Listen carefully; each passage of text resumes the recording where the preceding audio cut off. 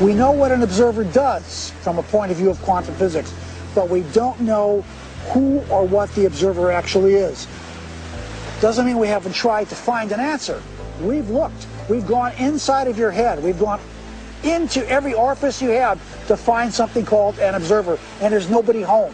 There's nobody in the brain. There's nobody in the cortical regions of the brain. There's nobody in the subcortical regions or the limbic regions of the brain. There's nobody there called an observer.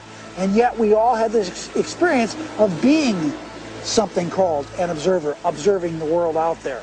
Is this the observer, and which is so intricate to understanding the wacky, weird world of quantum particles and how they react? Is this, then, the observer? In my modeling, the observer is the spirit inside the four-layered bio-body suit. And so it's like the ghost in the machine.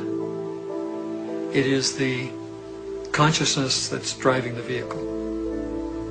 And it is observing the surround. The four layers of the bio-body suit have all kinds of sensory systems to pick up signatures from the surround.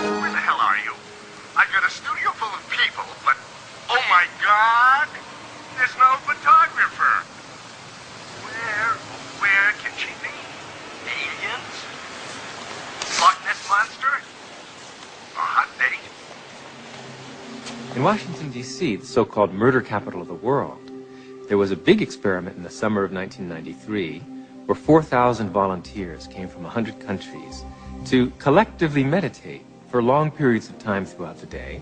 It was predicted in advance that with such a sized group, you would have a 25% drop in violent crime, as defined by the FBI, in Washington that summer. Well, the chief of police went on television saying that, look, it's going to take 2 feet of snow to reduce crime by 25% in Washington, D.C. this summer. But by the end, the police department became a collaborator and author of this study because the results, in fact, showed a 25% drop in violent crime in Washington, D.C., which we could predict on the basis of 48 previous studies that had already been done on a smaller scale. This leads naturally to wonder, are people affecting the world of reality that they see? You betcha they are. Every single one of us affects the reality that we see, even if we try to hide from that and play victim. We all are doing it. Just tell me where you are. Good. But hurry, will you please, because these models are giving me a headache. 10 minutes!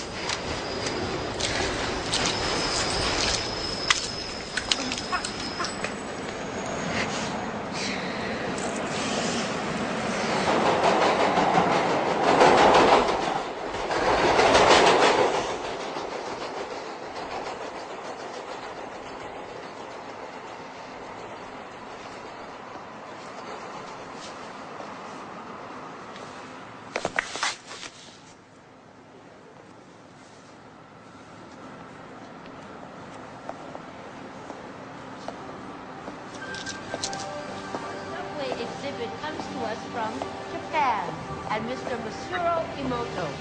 Mr. Emoto became terribly interested in the molecular structure of water and what affects it. Now, water is the most receptive of the 4 elements. Mr. Emoto thought perhaps it would respond to non-physical events. So he set up a series of studies applied mental stimuli and photographed it with a dark field microscope. This first picture is a picture of water from the Fujiwara Dam. And this picture is the same water after receiving a blessing from a Zen Buddhist monk. Now, in this next series of pictures, Mr. Emoto printed out words, taped them to bottles of distilled water, and left them out overnight.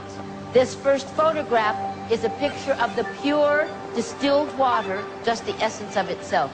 These subsequent photographs, as you can see, are each different. This is the chi of love. And we move along here to thank you. And you can see where he taped that to this bottle here. But if you read Japanese, you already knew that. Now, Mr. Emoto speaks of the thought or intent being the driving force in all of this. The science of how that actually affects the molecules is unknown, except to the water molecules, of course. And it's really fascinating when you keep in mind that 90% of our bodies are water.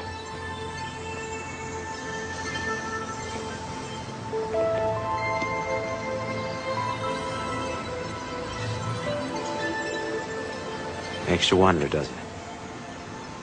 If thoughts can do that to water, imagine what our thoughts can do to us.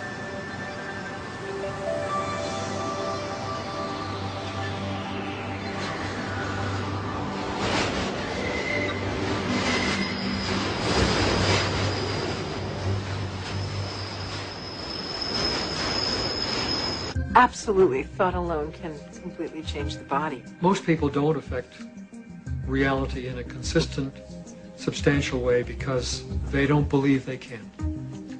They write an intention and then they erase it because they think that's silly. I mean, I can't do that. And then they write it again and then they erase it. So time average, it's a very small effect. And it really comes down to the fact that they believe they can't do it. If you accept with every rudiment of your being that you will walk on water, will it happen? Yes, it will. But you know, it's like positive thinking. It's a wonderful idea, positive thinking.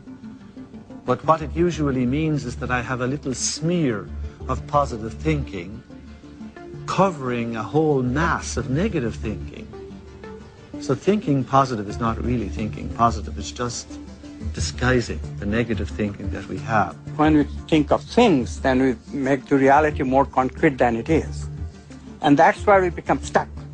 We become stuck in the sameness of reality. Because if reality is concrete, obviously I'm insignificant. I cannot really change it. But if reality is my possibility of consciousness itself, then immediately comes the question of how can I change it? How can I make it better? How can I make it happier? You see how we are extending the image of ourselves? In the old thinking, I cannot change anything because I don't have any role at all in reality. Reality is already there. It's material objects moving in their own way from deterministic laws. And mathematics determines what they will do in a given situation. I, the experiencer, have no role at all. In the new view, yes, mathematics can give us something. It gives us the possibilities that all these movements can assume, but it cannot give us the actual experience that I'll be having in my consciousness. I choose that experience. And therefore, literally, I create my own reality. It may sound like a tremendous bombastic claim by some new agey without any understanding of physics whatsoever, but really quantum physics is telling us